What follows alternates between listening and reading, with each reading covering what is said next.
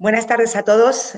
Bienvenidos a esta mesa redonda online titulada De un espectáculo de masas a otro, el teatro moderno y el cine, con motivo de la exposición temporal que se encuentra en Casa Museo Lope de Vega hasta el 26 de septiembre. Buenas tardes a todos. Bienvenidos a esta mesa redonda online titulada De un espectáculo de masas a otro, el teatro moderno y el cine. Tenemos hoy a los con motivo de la exposición temporal que se encuentra en Casa Museo Lope, junto con tres grandes investigadores catedráticos de diferentes universidades, Duncan Willir, José Antonio Bowie y José Luis Sánchez Noriega, que van a hablarnos de esta exposición temporal con muchos tipos de cine y de la traslación del teatro áureo a adaptaciones cinematográficas que pueden verse ampliadas en esta exposición temporal hasta el 26 de septiembre. Os dejamos con ellos y esperamos que los disfrutéis mucho. Muchísimas gracias por la presentación a Sheila de la Casa Lope de Vega. Muchísimas gracias, además, a todos los responsables de la Casa Lope de Vega, porque para nosotros es un auténtico placer, no solamente el poder tener la exposición, ¿no?, para que la disfruten todos los interesados, sino además el poder compartir estos minutos, este rato que vamos a tener ahora con tres grandísimos especialistas en el tema que nos ocupa, ¿no? En la exposición, como quizá algunos de los oyentes ya sabrán, ¿no?, hemos intentado hacer un poco un repaso desde los orígenes del cine hasta 1975, ¿no?, de lo que ha sido la adaptación del teatro del siglo de oro para la gran pantalla, ¿no?, la adaptación al cine. Y precisamente de eso saben muchísimo los tres profesores que nos acompañan y que voy a presentar mínimamente porque tengan ustedes una noción, aunque seguramente serán ya conocidos para muchos de los oyentes, ¿no? Tenemos en primer lugar a José Antonio Pérez Bowie. Él ha sido catedrático de Teoría de la Literatura y Literatura Comparada en la Universidad de Salamanca, donde se ha jubilado recientemente y es sin duda uno de los referentes fundamentales, ¿no?, para entender también precisamente, ¿no?, todas las relaciones entre cine y literatura, algunos de sus últimos libros coordinados por el profesor, Ficciones nómadas tras escrituras audiovisuales, La noche se mueve, la adaptación en el cine español del tardofranquismo, ¿no? Son referencias además indudables y necesarias para trabajar, para estudiar, ¿no?, esas referencias. José Luis Sánchez Noriega nos acompaña también. Él es catedrático en activo en la Universidad Complutense de Madrid. Es además también uno de los referentes para todo lo que tiene que ver con la adaptación de literatura y cine, ¿no? Suyo es un librito, ¿no?, que creo que hemos manejado todos, de la literatura al cine, de Paidós, pero también es autor, por supuesto, de una historia del cine que sigue siendo absolutamente indispensable para acercarse al tema, así como de otros libros, ¿no?, Crítica en la seducción mediática, también otros libros precisamente, ¿no?, sobre distintos temas, distintos cineastas, ¿no?, que vamos a intentar desarrollar. En estos minutos vamos a intentar comentar. Nos acompaña también Duncan Willir, de nuevo catedrático en la Universidad de Leeds. Bienvenidos los tres. Y él, además, es quizá uno de los máximos conocedores, podríamos decir, ¿no?, del tema en cuestión. Su libro Golden Age Drama in Contemporary Spain, ¿no?, el teatro del siglo de oro en la España contemporánea, tanto en puesta en escena como en el cine, es también un referente indiscutible para el tema que nos ocupa. Por eso están aquí los tres y nos sentimos muy bien acompañándonos. Les agradecemos además que hayan querido compartir con nosotros estos minutos y sin más vamos a intentar plantear a continuación una serie de temas, una serie de preguntas para ir conversando, ir estableciendo una conversación a propósito, como digo, de la exposición, pero a propósito también de esos temas que nos interesan a todos. Bueno, Guillermo, muchas gracias. A continuación vamos a plantear una serie de preguntas y bueno, lo que es interesante es que a pesar de que Guillermo y yo las podamos dirigir a alguno de los profesores en concreto, que ustedes se sientan libres de participar en el momento en que consideren oportuno. Y nada, yo quería comenzar haciéndole una pregunta al profesor José Antonio Pérez Bowie. Y es una pregunta que ha surgido a lo largo de la preparación de esta exposición, ¿no? Y es que Guillermo y yo hemos podido ver que muchas de las adaptaciones que se han realizado del teatro del siglo de oro, que se han llevado al cine, se han realizado durante el franquismo. Y entonces nos preguntábamos si usted nos podría decir cuál ha sido, a su juicio, cuál o cuáles han sido las funciones que han tenido estas adaptaciones. Bien, en principio la pregunta plantea cierta complejidad puesto que habría que hablar del franquismo no como una época uniforme y monolítica, sino con sus fluctuaciones, con lo cual habría que distinguir, y quizá la época más característica sea la primera e incluso segunda década, en donde la función del cine, concretamente de la adaptación de los textos clásicos de teatro, es una función claramente, podríamos decir, adoctrinadora, sí, dado que el teatro que se lleva a la pantalla es un teatro que sintonizaba plenamente con el ideario político del régimen, con la exaltación del orden y del autoritarismo, con los ideales de unidad nacional y de expansión imperialista, la defensa de la religión católica, etc. Un cine, además, que se acercaba a ese teatro con una característica explícita de grandilocuencia y de subrayado de la teatralidad, ¿no? Se habla de cartón piedra a veces para referirse no solo al teatro, sino a todas las adaptaciones literarias de esa época. La fidelidad al texto, por supuesto, está garantizada y no se permitía ninguna transgresión, ningún tipo de manipulación. Bueno, y si se permitía era sesgada hacia los propósitos ideologizadores del régimen. Los dos textos claves de este periodo, las dos películas resultantes de ellas son obviamente La Fuente Ovejuna de Antonio Román del 47 y El alcalde de Zalamea de Gutiérrez Maeso del año 52. La evidencia del contraste entre estas dos películas con las adaptaciones posteriores se pone de manifiesto cuando se comparan con otras dos adaptaciones de los mismos textos llevadas a cabo algunas décadas después.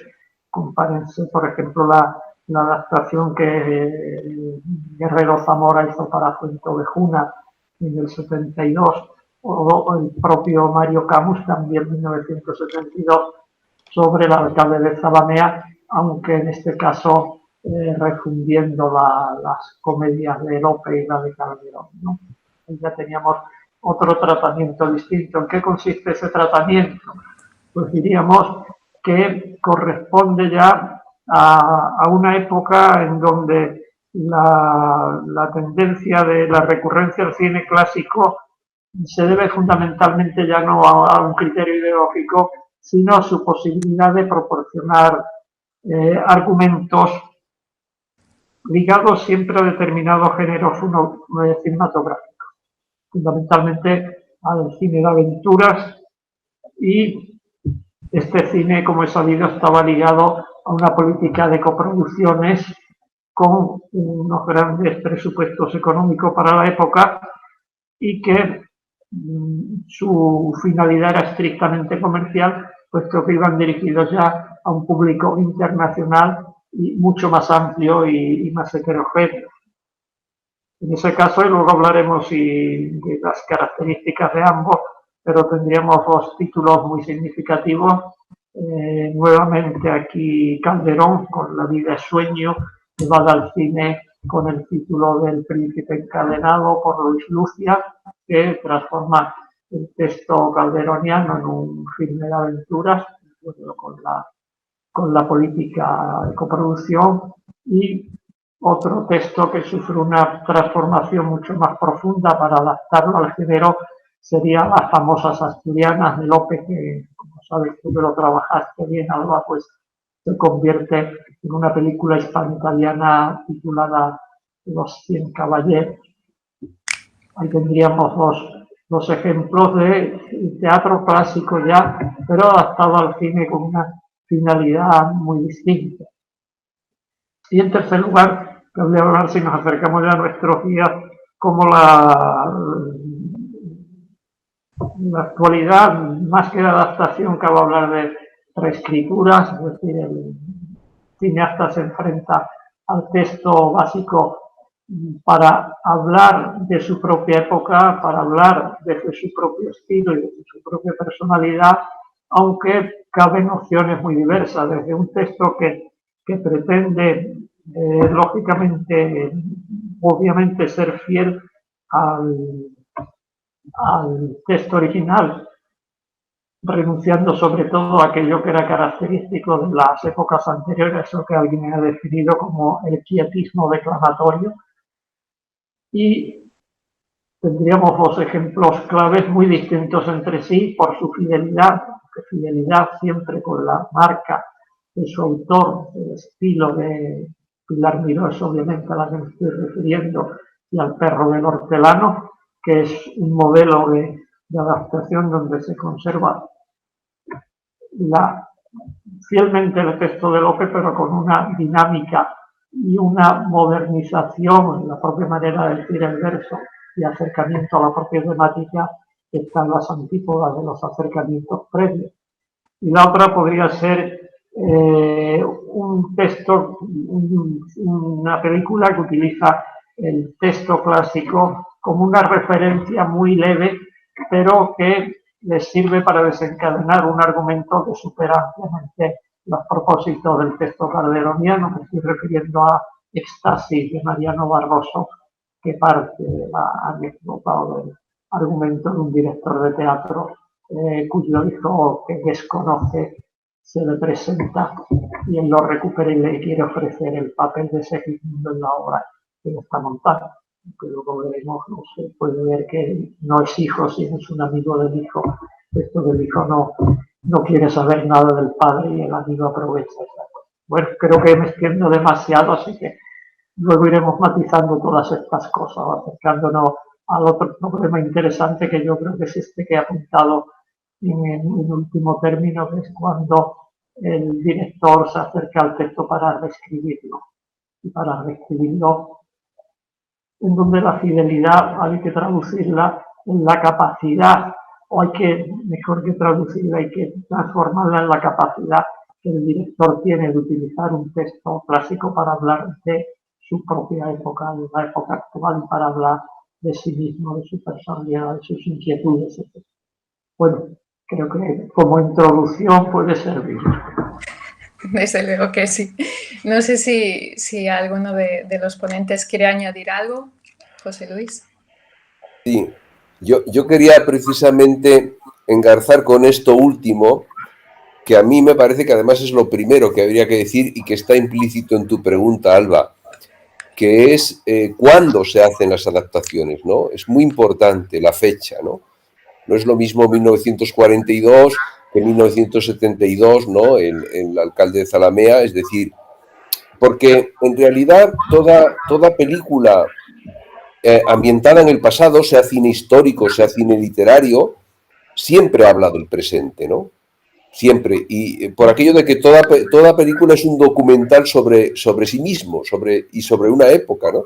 Entonces, a mí este aspecto me parece que es muy interesante porque yo creo que precisamente cuando se debate si es legítimo las adaptaciones de teatro al cine y demás, y siempre se dice, bueno, es mejor verlo en el teatro, pero hay una función didáctica, ¿no?, que defendían los clásicos, ¿no? Rossellini y el propio Kurosawa lo defendían, ¿no? Es decir, bueno, mire usted, es que el cine llega a pueblos a donde el teatro no llega, por lo tanto hay una función casi social, ¿no? Y yo creo que esto sigue siendo válido, sigue siendo perfectamente legítimo, porque quitas las temporadas en ciudades medianas y quitas Madrid y Barcelona y el teatro es muy, muy limitado en España, a pesar de que hay un teatro, digamos, pequeñito que funciona muy bien, ¿no? Pero me parece que es muy importante subrayar esto. Tanto esa función didáctica que tiene siempre el cine, la película que puede emitirse en televisión, que se puede disponer en las plataformas, etcétera, que hay cada vez más canales y más soportes, como sobre todo el hecho de reflexionar sobre el hecho de que esa película habla del presente, en la forma de moverse los actores, en el propio vestuario.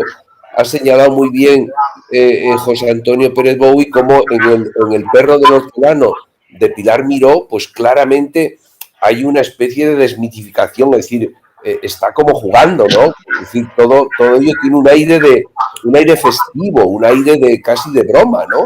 eso sería impensable en otra época, a pesar de que la pieza en sí misma es una comedia, ¿no? Pero digo que se le da una gravedad, en otra época se le ha dado una gravedad y sin embargo me parece que esto es muy saludable, el hecho de que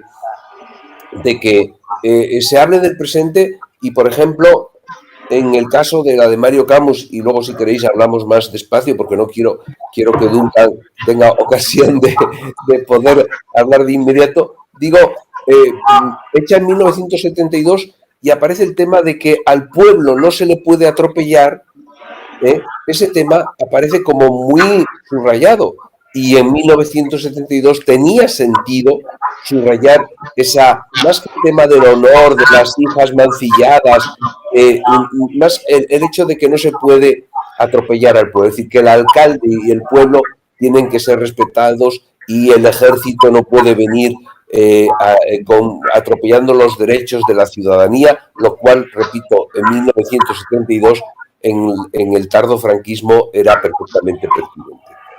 Esto quería también señalar, engarzando con lo que señalaba José Antonio de forma muy pertinente. No, realmente, José Luis, tienes toda la razón. Una cosa de la que nos hemos dado cuenta es que, especialmente durante el franquismo, la aproximación que se realizó al teatro del siglo de oro desde el cine era como muy grave, ¿no? Incluso una cosa aburrida, poco atractiva.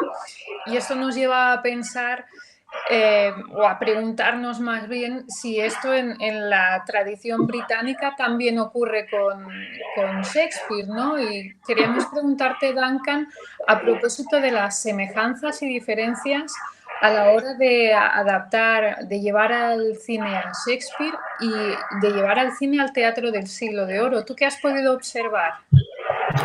Pues mira, voy a contestar a tu pregunta, pero antes que eso voy a hacer un pequeño preámbulo, ¿no? Porque una cosa que yo creo que los británicos hacemos muy bien es la marca británica, ¿no? En el sentido de que nuestra famosa puntualidad, no sé si hay gente entre el público que ha cogido un tren alguna vez en el Reino Unido, si lo habrán hecho se darán cuenta que es un mito lo de la puntualidad.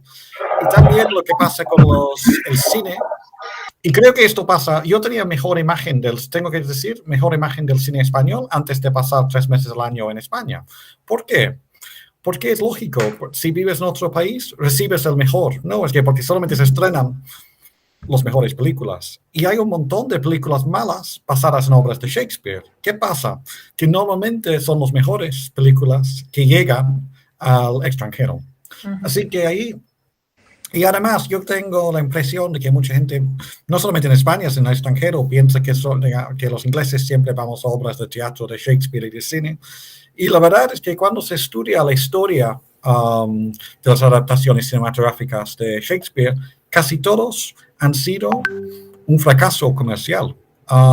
Que me estaba leyendo una cita de Tom Stoppard, que es un dramaturgo inglés que de hecho luego hizo, pues, británico de origen checo, pero luego hizo el guión para Shakespeare Enamorado. Y él de joven estaba trabajando como periodista y le tocó hacer una crónica de una película de Laurence Olivier. Y él decía la crónica, hacía sol, porque se estrenó en el verano, y decía, pues, sol y Shakespeare, mala combinación para el cine, porque nadie va. Y claro, en España hace mucho más sol que en España, perdón, en el Reino Unido, así que es un doble de desventaja. Luego sí es verdad, para volver un poco a lo que íbamos comentando antes, ¿no? Que creo que hay menos veneración, yo diría, hacia el patrimonio cultural, o el patrimonio, digamos, del teatro clásico. Y creo que esto es importante. Y de hecho, claro, en comparación, El perro del hortelano es mucho más, digamos, fresco, mucho más divertido que estas películas de los años 40. Pero a mí me llamó la atención leyendo que Pilar Miró siempre habló de si los ingleses tienen las películas de Kenneth Branagh, ¿no? De mucho ruido y pocas nueces. ¿Por qué no nosotros? Y realmente en el Reino Unido hay que decir que la película que tuvo mucho más éxito, que tenía mucho más éxito que lo de Branagh, era lo de Romeo y Julieta de Baz Luhrmann con Leonardo DiCaprio. Y fui a mí, yo soy muy del siglo XX, en el que me encanta ver los recortes de prensa, ¿no? En la Filmoteca, pues justo al lado de la Casa Lope de Vega, tiene los recortes de prensa, ¿no? Para las películas de los años 90 y todo. Y los críticos españoles ponían verde a la película de Baz Luhrmann, porque la veían como una tomadura de pelo. Mientras que en el Reino Unido recibió mejores críticas, mejores crónicas que la película de Branagh, que nosotros tenemos nuestros propios problemas con Branagh, pero este es otro tema que no voy a entrar ahí. Así que creo que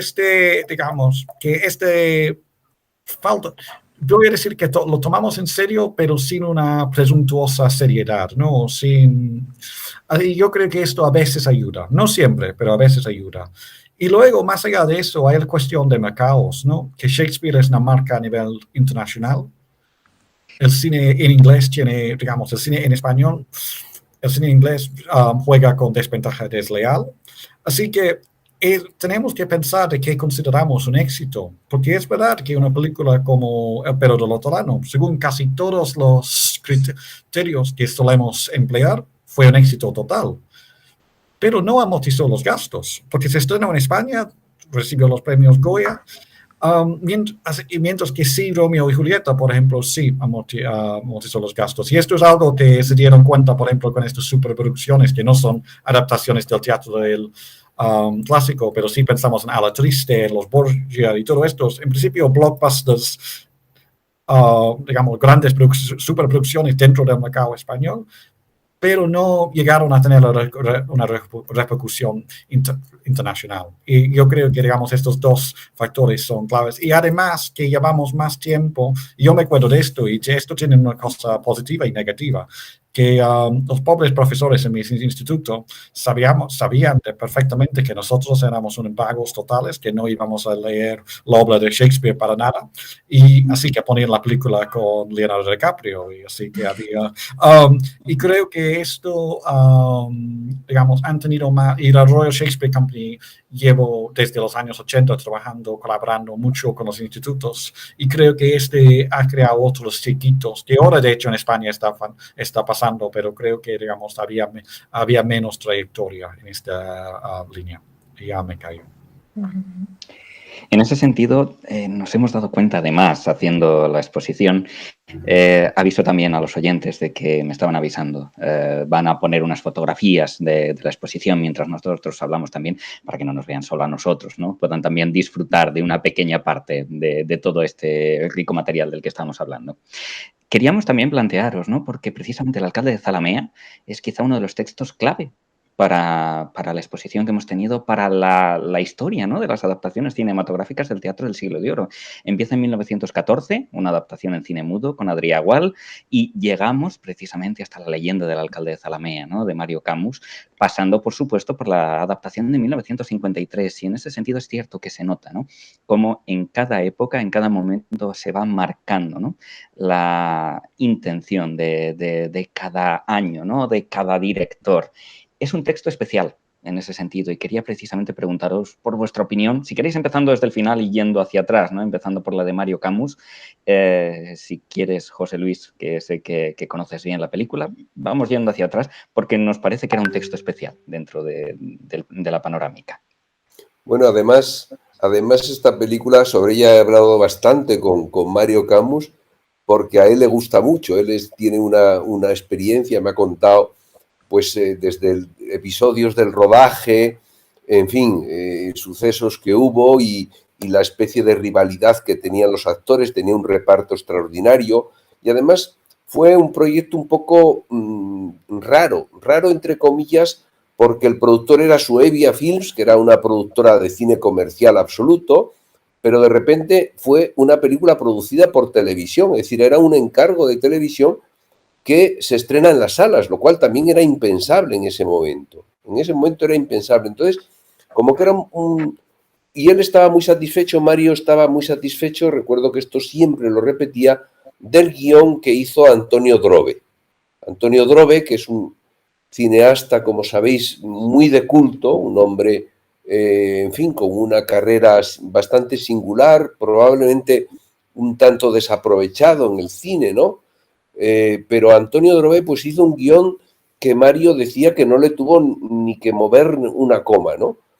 Un guión en el cual yo quiero subrayar 2 o 3 cosas. La primera es que hay un flashback, es decir, empieza in media res, es decir, como buscando el punto álgido del relato, que es cuando han encarcelado a los capitanes, al capitán, y entonces viene el rey, ¿no? Es decir, justo en el medio del conflicto. Eso le da una tensión a una película que no empieza con parlamentos teatrales, en primer lugar.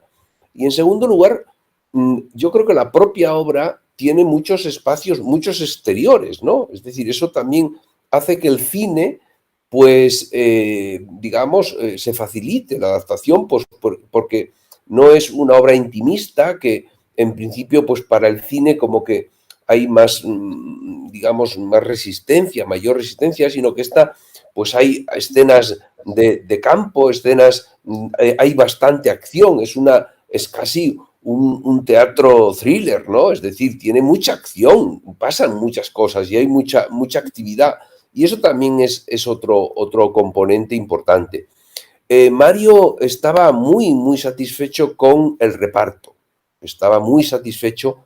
Él me decía, recuerdo perfectamente, que había como una rivalidad entre los actores a ver quién lo hacía mejor, ¿no? A ver quién decía mejor el verso. Porque, por ejemplo, un tema, como sabéis, siempre es un tema, y José Antonio lo acaba de decir, y él lo sabe de esto infinitamente más que nosotros, el tema siempre del verso en el teatro es que cuando esto lo llevas al cine, pues todavía, digamos, la convención que hay de la rima y del ritmo del verso, que es antinatural, porque la gente no hablamos en verso, esto que en un escenario se acepta como una convención, en el cine pues todavía es más difícil, ¿no? Sin embargo, hay el buen actor que tiene una formación clásica, y esto se ve muy bien con Carmelo Gómez, volviendo al Perro del Hortelano, y se ve estupendamente con los 2 grandes que son Paco Rabanne y Fernando Fernán Gómez, cuyo centenario celebramos ahora mismo, ¿no? Entonces, estos 2 que tenían tras de sí una carrera enorme en el teatro y en el cine, y una carrera diversa, porque han hecho de todo, es decir, habían hecho cine desde los años 40 y habían hecho teatro desde la misma época, y además, digamos que habían tocado todos los palos del flamenco, todos los palos habidos y por haber. Es decir, que entonces llegan a esta obra y yo creo que son 2 personas ya maduras, porque ya tienen una madurez importante. Creo recordar que era la primera película en la que Paco Rabanne se quita el peluquín, que como sabéis, él estaba calvo, pero siempre llevaba un peluquín, y aquí se lo quitó. Creo recordar que era la primera vez, o casi, ¿no? Porque hasta entonces, pues él, en fin, él que había sido un galán, que era un galán todavía, pues por primera vez lo quitó. Bueno, el caso es que a mí me parece que aquí, además de los espacios, además de buscarle un ritmo cinematográfico mediante ese flashback, y además está este elemento de la prosodia, del verso, digamos, naturalizándolo. No sé si es correcto decir esto, profesor Pérez Bowie, si es correcto decir que el verso se naturaliza o que no se marca tanto, simplemente, ¿no? Que no se busca marcar tanto el ritmo del verso, con lo cual los diálogos son mucho más fluidos. Y yo creo que esto lo consiguen perfectamente en esta obra, que tiene una foto en color de Hansi Burman espléndida. Hay una cosa a mí que no me gusta, pero porque le pasa a todo el cine de los años de esa época, que es el zoom, el famoso zoom, estos planos de repente que hay un zoom que ha quedado obsoleto. Hoy lo ves como como un estilo, como un modo de rodar que había en esa época, en la mitad de los 60 hasta mitad de los 70, que hoy nos parece un horror, pero que entonces pues se usaba, ¿no? Pues muchísimas gracias, José Antonio. Recuerda activar el micrófono abajo a la izquierda si nos quieres comentar algo más de esta película o de la de Gutiérrez Maeso. José Antonio, perdóname, no te estamos oyendo. Tienes que activar el micrófono abajo a la izquierda.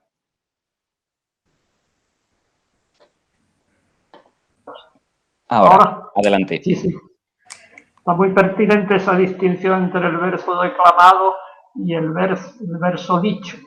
Entonces, el verso dicho es lo que consigue Pilar Miró, lo que consigue Mario Camus también con la Alcalde de Salame, mientras que si vemos la versión de Gutiérrez Maeso, los personajes están constantemente en pose, ¿no?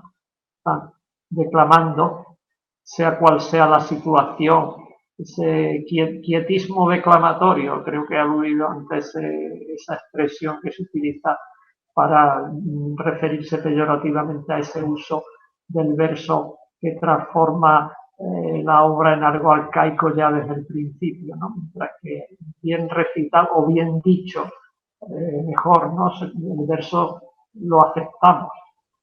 Siempre cuando el verso está construido perfectamente, como en estos grandes clásicos, como el motor de la acción, la palabra es el motor de la acción.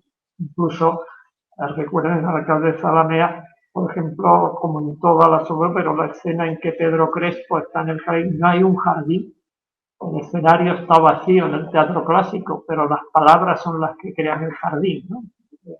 Está sentado Crespo con el capitán, dialogando, eso se llama el decorado verbal.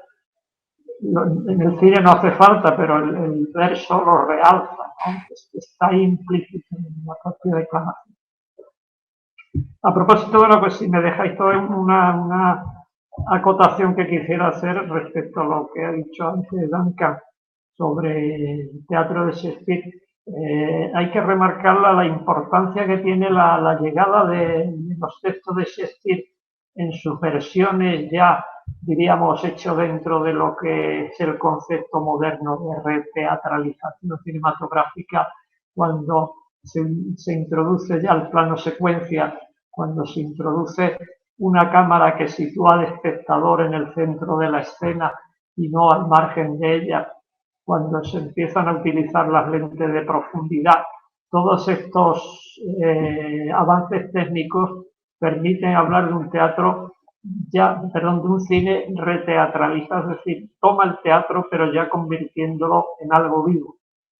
Y hay una interesantísima polémica, le dedica un pequeño trabajo a eso, cómo se reciben estos grandes títulos, no solo del teatro británico, sino también del norteamericano, en la crítica española, sobre todo en las revistas especializadas, como hay una gran polémica que acaba por poner de manifiesto el descubrimiento que supone cómo con el teatro se puede hacer buen cine y ese cine sigue conservando toda su vigencia o incluso potenciando la vigencia que la palabra tenía en el texto teatral. Basta leer las críticas que se escriben en Fin Ideal, en Objetivo, en las grandes revistas cinematográficas para acontecimientos como pueden ser en ese sentido el Enrique V de Laurence Olivier, el Romeo y Julieta y la Fierecilla de Cecirelli, pero también en lo que se refiere al teatro norteamericano, el Julio César de Mankiewicz, el propio West Side Story de Robert Wise, son modernizaciones de textos clásicos que tienen aquí toda su vigencia y una potencialidad que quizás no habían tenido en el escenario, ¿no? Con ese plano secuencia, con esas lentes de aproximación mediante la cual el espectador se sitúa, como he dicho antes, en el centro de la acción y no en una butaca separado del escenario, ¿no? Como sucede en el teatro. Ahí tendríamos, bueno, no sé si luego hay tiempo para hablar de cómo la gran obra que se pone siempre como ejemplo de auténtico teatro cinematográfico, Campanadas a medianoche, de Orson Welles, rompe curiosamente con el plano secuencia y vuelve al montaje dinámico primitivo. pero de una manera muy sutil, ¿no? Cuando es un traveling de acercamiento al personaje, utiliza 3 planos fijos a distinta distancia de la cara del personaje, ese tipo. Pero bueno, son otras cuestiones de las que luego, si hay tiempo, podemos hablar. En ese sentido, de todas maneras, sí queríamos plantearos una cuestión también que para nosotros es importante, ¿no? Hemos hablado precisamente de la adaptación de Shakespeare, adaptaciones cinematográficas, y estábamos hablando también, ¿no?, de esa visión extranjera o visión, digamos, desde España de las adaptaciones extranjeras. Pero nos parece que también es fundamental para entender el fenómeno, las adaptaciones del teatro clásico, hablar del exilio. Hablar de las adaptaciones que se hicieron en Buenos Aires, por ejemplo, o en México. Estamos pensando en Max Aub, por ejemplo, la relación que tuvo con el cine. Estamos pensando también en Alberti, María Teresa León, ¿no?, desde Buenos Aires, esas adaptaciones. Y estamos pensando también en la visión directamente de los extranjeros, y es que hay adaptaciones de Lope de Vega en Rusia, ¿no?, en la Rusia de la Unión Soviética en 1952. Entonces, nos parecía muy interesante también para continuar este debate. Y hasta el Quijote también, adaptado por Cosíncez, ¿no? Efectivamente, pues queríamos plantear también, ¿no?, aportar los datos para saber vuestra opinión sobre esa visión, digamos, extranjera o desde el extranjero de los clásicos, ¿no? Por abundar un poco más en la misma línea, y tenéis la palabra. Que hable un extranjero, Blanca. Sí. No, pues yo, claro, digamos, hay muchos países del extranjero, ¿no? Así que supongo es un poco vergonzoso que hay que reconocer que en el caso concreto del Reino Unido, aparte de la gente muy curtida en la materia, la gente no sabe quién es Lope de Vega o Calderón de la Barca. Quizás si tienes mucho, digamos, quizás tienes mucha suerte, les suena de algo La vida es sueño. Pero aparte de eso, y creo que, digamos, hay dos, voy a dividir un poco la pregunta en dos, porque creo que hay dos preguntas, si te he entendido bien, Guillermo.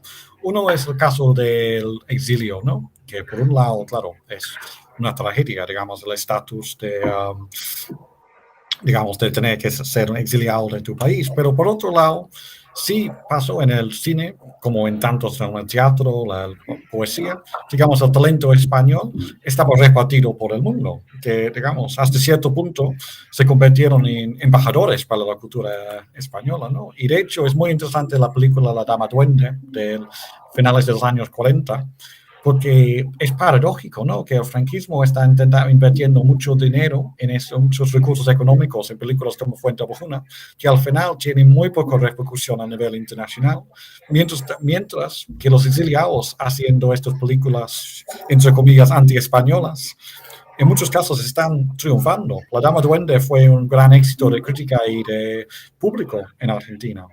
Y creo que tiene algo que ver con el hecho de que estos directores o estos creadores que hicieron estas películas en el extranjero no lo estaban haciendo por obligación. Porque no se convirtió un poco, me parece que muchas adaptaciones en España se convirtieron un poco en un rito, ¿no? Hay que dar pleitesía al régimen y a los clásicos.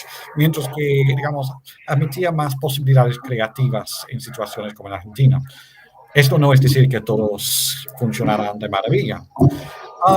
Aparte de eso, hay la pregunta que ha hecho Guillermo sobre el interés de los extranjeros por los clásicos. Y a mí me fascina, digamos, y no sé, digo que me fascina, pero no sé nada del tema, que es sobre la fascinación que los rusos tienen por la cultura española, ¿no? Que es algo que cuando leí la tesis y luego el libro de Alba me alegra mucho de que ella se hubiera investigado más sobre este tema, porque los rusos, todos pensamos, es bastante famoso la historia, ¿no?, que Fuenteovejuna, los montajes comunistas que hicieron de Fuenteovejuna, pero de hecho los rusos lo que más apreciaron por lo general del teatro, de la cultura española, era la cosa de cosas divertidas.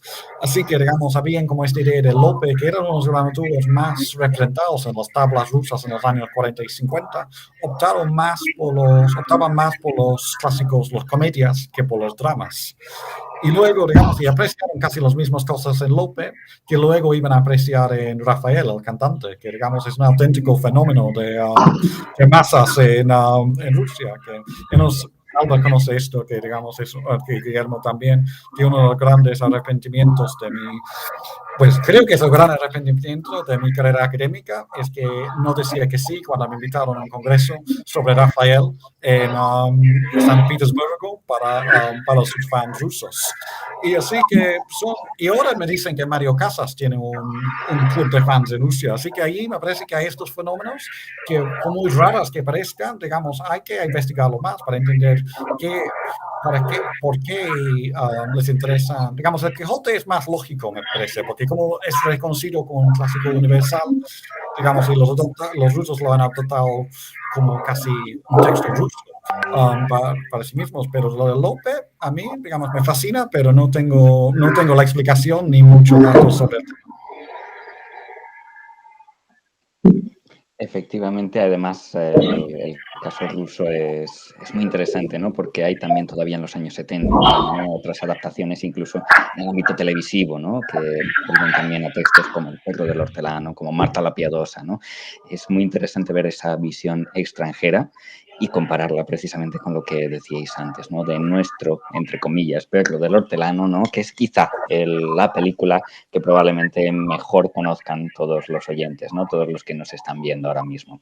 Hay también, de todas maneras, y estamos hablando mucho, ¿no?, de teatro y cine, ¿no?, de las adaptaciones de teatro y cine, pero quería también preguntaros por vuestra opinión, ¿no?, sobre una cuestión que, aunque haya salido a relucir, ¿no?, me merece la pena, yo creo, profundizar en ella de manera específica, que son las relaciones de teatro y cine, de manera general, ¿no? Leyendo además los libros del profesor Sánchez Noriega, yo me quedé con una idea, y es que teatro y cine se parecen mucho, pero son falsos amigos, ¿no? Y esa idea es quizá una que merece la pena también explorar en estas adaptaciones, ¿no?, donde el vínculo es directo, necesario, la necesidad es mutua, y sin embargo estamos en dos lenguajes distintos. ¿Cómo se soluciona eso? Por favor, explicadme, vosotros que sabéis mucho mejor que yo. No hay una fórmula, ¿eh? No hay una fórmula mágica para resolverlo. La expresión esa no es mía, es de André Bazin, que dice que el teatro es un falso amigo del cine, pues por la sencilla razón de que, en principio, una obra de teatro de 100 o 120 minutos que consiste en un diálogo se podría llevar al cine de forma inmediata, es decir, no hay que recortar, no hay que transformar los diálogos, nada más que habría que, pues, digamos, airear o fotografiar bien o darle estilo, ¿no? Entonces, eso es un falso amigo porque el resultado suele ser una película, pues, que se te cae. Es un problema de ritmo. Yo creo que el problema de la mayor parte de las obras de teatro que se llevan al cine es que como película sufre el ritmo. Hay un cineasta, en fin, tocado por los dioses, que bebió de pequeño una poción mágica, que es Roman Polanski, cuyas obras de teatro llevadas al cine son todas espléndidas, es decir, son todas, desde el Macbeth que hizo en los años 60, por cierto, dicho sea entre paréntesis, financiado nada menos que por Playboy, lo cual era muy interesante, que una revista de esa naturaleza pues financiara nada menos que un Shakespeare. A las más recientes, ¿no?, La Venus de las Pieles, etcétera. Yo creo que Roman Polanski consigue un ritmo espléndido en esas películas, y esto es muy difícil. Esta es la clave, porque yo creo que el teatro hoy tiene, a la hora de crear atmósferas, la luz, las proyecciones que se hacen en las salas de teatro, ¿no? Es decir, hay una tecnología en la puesta en escena teatral de tal calibre que nadie puede pensar que el cine supera al teatro en ningún sentido, no se puede pensar eso. Aparte que yo sigo creyendo que el teatro es en vivo. ¿Cuál es lo específico teatral? Mire usted, lo específico teatral es en vivo, es decir, que tengo al actor allí y ahora, cosa que no sucede en el cine, y esa es la diferencia, más allá luego de cuestiones específicas sobre las cuales podemos hablar, ¿no? Porque además, pues tengo justamente ahora una asignatura que es teatro y cine en un máster de teatro que tenemos en la Universidad Complutense. Entonces, a mí me parece que que efectivamente el cine se va a seguir nutriendo del teatro. Y hay también algunos casos de películas que luego se llevan al teatro, ¿no? Hay varias de Almodóvar, por ejemplo. Almodóvar tiene Entre tinieblas, tiene Todo sobre mi madre, que se han hecho versiones para el teatro. De Mujeres al borde de un ataque de nervios también. ¿Por qué? Pues porque Almodóvar y muchísimos otros, en el fondo, tienen un lenguaje común con el teatro, que es lo dramatúrgico, ¿no? Lo dramatúrgico, es decir, la representación de conflictos a través del diálogo, a través de personajes y diálogo. Y eso es común al 90% del teatro, hay un 10% que no, y al 90% del cine. Hay otro cine, evidentemente, que es un cine de acción, que requiere otras donde el diálogo es menor o es secundario. Pero yo creo que hay el buen cine y el buen cine clásico y el buen cine incluso. Entonces, es normal que haya estos trasvases que se alimenten uno de otro. Y además a mí me parece que es maravilloso el cine, el teatro que se hace hoy desde el punto de vista tecnológico, de recursos, de iluminación, bebe del cine, y el cine también ha perdido, diríamos, el pudor que existía a aquello que se juzgaba negativamente. Es que esta película es muy teatral o es muy literaria, porque de repente pues vemos que hay una película que se puede hacer toda ella entera en un solo decorado o en un tiempo continuo, y nadie va a juzgar eso, porque hay muchos experimentos o no tantos experimentos donde se ha trabajado así. Entonces, me parece que vivimos ahora una época muy feliz en ese sentido, porque ya no tenemos prejuicios, no tenemos pudores, hay esos trasvases no solamente de obras, sino de estilos, de tecnología, se alimentan mutuamente, y yo creo que además, al menos lo veo en nuestros escenarios, en nuestros patios de butacas, mejor dicho. Es decir, el teatro hubo un tiempo en que parecía para gente mayor. Hoy, afortunadamente, el teatro está muy joven en España. Es decir, tú vas al teatro y ves mucha gente joven. Casi diría más que el cine, incluso, me atrevería a decir. Y eso es muy saludable, eso es muy saludable. Sí, hablar también, por supuesto, de el préstamo mutuo, ¿no?, de recursos, como el cine empezó muy pronto, el teatro empezó muy pronto incorporando al cine a la escena, con proyecciones y eso, y hoy cada vez es más frecuente. Y por otra parte el teatro bebe de mucho de los recursos del cine, desde la incorporación de la luz eléctrica, el juego con los primeros planos, con el fundido en negro, todos esos son recursos que el teatro está utilizando conscientemente desde entonces. El cine también se teatraliza, como hemos dicho, de una manera fundamental a partir de la introducción del plano secuencia y de la gente de profundidad. Todas esas técnicas permiten un teatro mucho más vivo que el que se ve sobre el escenario, aunque no es obviamente el actor en vivo, ¿no?, como se llama José Luis, donde está lo insuperable del teatro con relación al cine.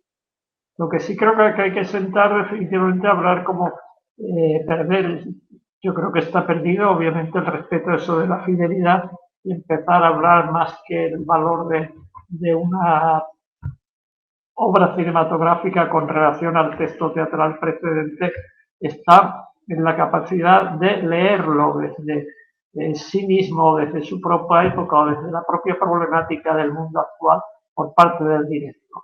En ese caso ahí es donde está la genialidad de que sea capaz de aportar algo nuevo a la lectura de un clásico que, como es sabido, no están ahí permanente abiertos a cualquier lectura, y eso es su condición de clásicos, su polivalencia semántica, dispuesto a decir algo a cualquiera que se acerque con la suficiente lucidez, ¿no?, hacerlo decir algo nuevo. Eso que decía paradójicamente Borges, que no hay que hablar tanto de la influencia de los clásicos en nosotros, sino de la influencia de los modernos, de los clásicos, como un texto clásico puede ser modernizado desde una nueva lectura que sea. En ese caso, entonces, la pregunta sería no tanto lo de la fidelidad, que ya es algo obsoleto, sino la capacidad del cine para acercarse a la obra teatral o a la obra literaria en general desde la idoneidad de la lectura que propone el realizador, ¿no? Hasta qué punto es idónea. Y idónea en el sentido de que está haciendo no una repetición de lo dicho, sino un sumergirse en el texto teatral para hacerlo decir algo nuevo desde la pantalla, ¿no? Y creo que radicaría el problema. Entonces ello nos lleva luego en ese libro al que se refería antes Alba, bueno, hay un pequeño artículo mío que hablaba de distintos acercamientos al texto clásico, que iría desde la adaptación más o menos fiel a la letra, pero nunca a la capacidad de hacer decir algo más a esa letra, como al grado opuesto, que sería la auténtica creación, en donde podemos utilizar o se puede utilizar un texto como pretexto para hablar de otras cosas muy distintas o aparentemente muy distintas de las que están en el texto original, aunque a veces estén de una manera latente, ¿no? Y la capacidad de hacerlas. Ahí habría que hablar también otra cuestión interesante, sería el texto puente, ¿no? Como a veces el texto literario es trasvasado al cine a través de un texto intermedio. Estoy pensando, por ejemplo, en La discreta enamorada de Lope, que pasa al cine en manos de Baida, de Ladislao Baida, a través de la zarzuela Doña Francisquita, ¿no? Que es una reescritura de La discreta enamorada, pero al mismo tiempo hace una lectura metatextual, mejor dicho, en este caso metateatral. No es Doña Francisquita lo que lleva al cine, sino el montaje de Doña Francisquita por una chica que se cree que está viviendo la misma historia que se está contando o que ella va a interpretar en el escenario, ¿no? La chica que disputa a su madre el amor del viejo viudo con el que se quiere casar, bueno, que a quien quiere casar con un viejo viudo, y ella defiende su amor por, bueno, no cuento tampoco eso. Ahora, otras posibilidades sería también lo que se llama una expresión que creo que conviene revitalizar, que es de Genet, lo del architecto hipotextual, cuando la película no se basa necesariamente en un texto previo, sino lo que llamaríamos un esquema mítico, un personaje ya mitificado por cientos o si no cientos, decenas de acercamientos anteriores. En el tema de Don Juan, como cuando un director como Sáenz de Heredia se acerca a Don Juan, no bebe de Tirso de Molina, ni de Zorrilla, ni de Molière, sino hace una creación personal a partir de una síntesis de todo lo que estos autores previos han dicho al personaje, del personaje o del mito en realidad del que se está hablando. Porque es algo que quiero tener en cuenta en muchos clásicos, que de dónde ha bebido el autor de la película, que en muchos casos, como digo, no es solo el texto literario, sino todo el entorno que se ha creado en torno a esa temática, en torno a ese personaje. Por poner un ejemplo, en este caso, cuando Gutiérrez Aragón lleva al cine un texto clásico, en este caso no es novela, aunque sí, es novela, la del Curioso Impertinente de Cervantes, pero esa novela ha sido llevada previamente al al teatro por Guillén de Castro.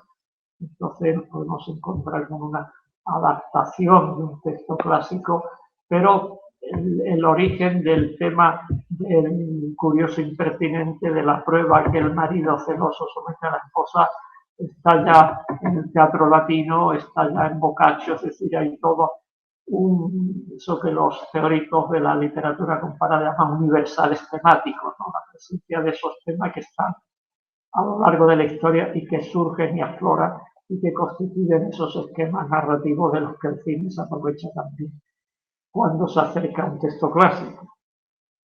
Y luego tendríamos el problema en el caso del Curioso Impertinente o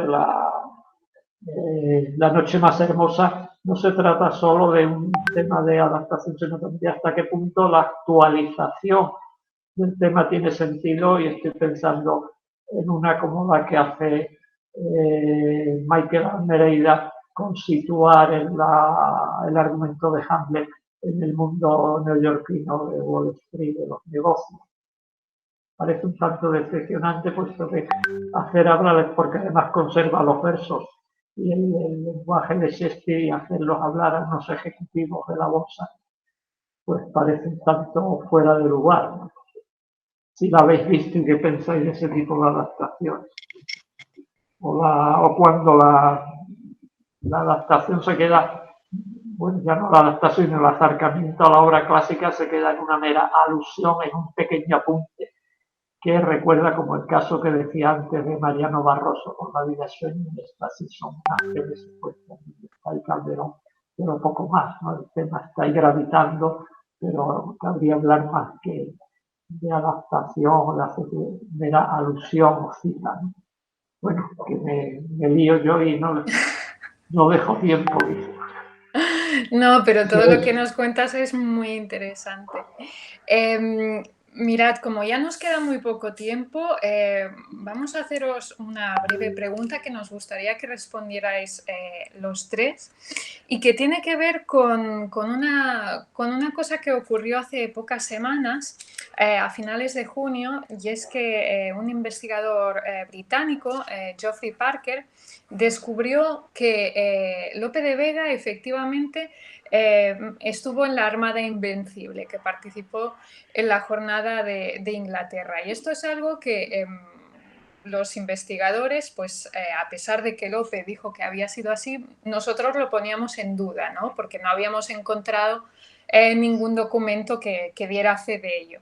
Y en este sentido es muy interesante porque tanto el cine, por ejemplo, con el biopic de Lope, que se titula Lope, de Andrew Waddington, como el propio Ministerio del Tiempo, habían apuntado a eso, a que Lope había estado en la Armada Invencible, ¿no? Entonces, es curioso, ¿no? Porque los investigadores decíamos una cosa, Lope decía otra, y el cine y la televisión le daba como la razón a Lope, ¿no? Y os queríamos preguntar por ¿qué creéis? Es decir, ¿vosotros creéis que el cine y la televisión pueden servir como vehículo de divulgación entre un público amplio para poderse acercar a la literatura del siglo de oro y a la cultura del siglo de oro?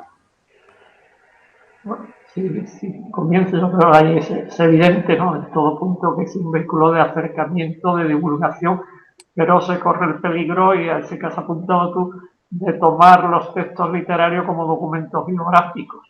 Y ahí probablemente la idea de que si Lope estuvo en la Armada Invencible parte del famoso romance en que Belisa despide a su amante que se marcha a la Armada Invencible, ¿no?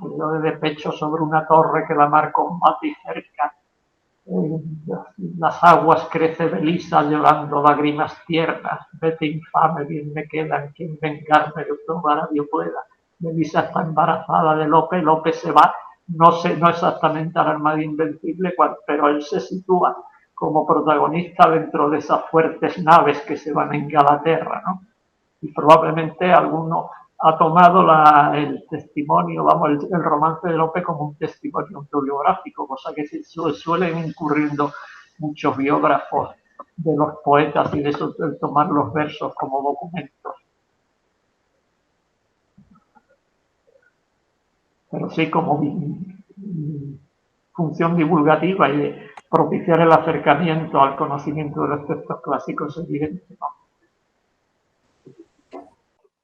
¿Qué opinas, José Luis Sánchez Noriega, a propósito de esta cuestión? Sí, sí, quería dejar que hablara Duncan antes porque si no parece que le tenemos ahí un poco aislado o brexiteado, perdón. No sé si se puede usar el neologismo. Sí, bueno, se puede, ¿no? Bueno, a mí me parece muy bien esta pregunta, pero yo le voy a dar una vuelta porque la respuesta inmediata puede ser que efectivamente películas que adaptan obras de teatro permiten divulgar y tal. Yo diría que lo mejor que puede hacer el cine y las series de televisión es como un Shakespeare enamorado, es decir, inventarse ficciones que recreen una época y que susciten el interés hacia escritores de esa época. Es decir, esto puede parecer un poco heterodoxo, pero a mí me parece que es más interesante. ¿Por qué? Porque lo que tiene que invitar el cine es a ir al teatro. Yo creo que lo que debe de hacer el cine o la serie de televisión es invitar a ir al teatro. Y la mejor forma no es darte un Zalamea o la Fierecilla Ahumada o lo que sea y dártelo hoy o hacer al margen de eso, ¿no? Yo creo que sería mejor estas ambientaciones, estas películas de época que son muy buenas porque recrean una época y te suscitan el interés por la historia. Yo creo que lo hemos visto en estas series espléndidas sobre la monarquía británica, estas series de televisión que son maravillosas, ¿no? Porque hay un elemento de desmitificador, pero luego hay un elemento como para que te dan ganas de conocer la historia. Es decir, que al meter ficción o al meter con esa libertad, ¿no? Esa licencia poética que tiene en la serie de televisión, que es que no tiene por qué ser todo basado en datos reales, conocidos y contrastados. Y esto me parece que podría ser una tarea interesante. Sí. No, totalmente de acuerdo. Y claro, por un lado, yo creo que ahora somos menos los profesores, somos menos pedantes que antes, ¿no? Es que en el sentido de que, y creo que tradicionalmente la gente del mundo académico, y quizás me incluyo a mí mismo, tenemos una demasiada alta impresión de nuestra importancia, en el sentido de que escribimos diciendo, no, es que no sé, lo que no se da cuenta el director es tal y cualito. Y es muy posible que tengamos razón, pero a él o ella le da igual. Digamos, es que nosotros no somos su público, somos un porcentaje muy pequeño de su público.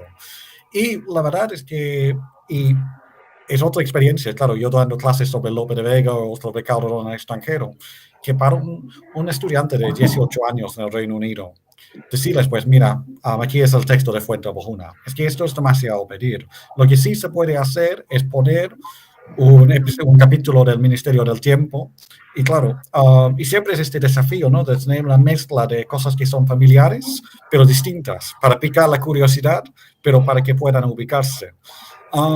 Y yo creo que sí funciona, y supongo que esto es lo que hacen estas películas, ¿no? El 95%, estoy inventando las cifras, el 95% del público que lo ve, lo piensa, pues mira, está bien para ir un viernes por la noche al cine o para matar el tiempo o lo que sea, y al 5% les pica la curiosidad y piensan, pues, vale, que es interesante, a ver, quizás voy al teatro o voy a leer una biografía de Lope y la cosa complicada es que cómo se puede medir esto. Y supongo que es muy difícil ir más allá de las anécdotas, ¿no? Que digamos, pero creo que sí funciona y de hecho incluso me parece mejor quizás mejor la televisión que el cine con eso, porque llega al salón y la persona puede estar ahí medio concentrando, que puede ser un peligro, pero también puede ser un gancho y una ventaja. Y ahí lo dejo. Sí. Si ahora aparece. No, yo realmente estoy totalmente de acuerdo con el efecto gancho ¿no? Estoy pensando sobre todo que en los últimos meses ha estado tan de moda la serie esta inglesa The Crown, ¿no? Estaba pensando en el personaje de Felipe de Edimburgo, que yo antes de ver la serie no sabía nada en absoluto sobre él. Y bueno, pues a raíz de ver la serie pues sí que me estuve informando un poco más y creo que bueno, que si se hiciera con Lope, por ejemplo, ocurriría lo mismo, ¿no? De hecho, ya ocurrió en el primer episodio que apareció en el Ministerio del Tiempo, se convirtió a raíz de su aparición en trending topic durante las siguientes 24 horas.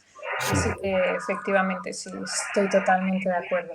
Y me quedaría, bueno, como Guillermo, nos quedaríamos mucho rato hablando porque es un tema que nos apasiona y más que hemos tenido que pasar tanto tiempo preparando la exposición, vamos, que forma parte ya de nuestras vidas, ¿no?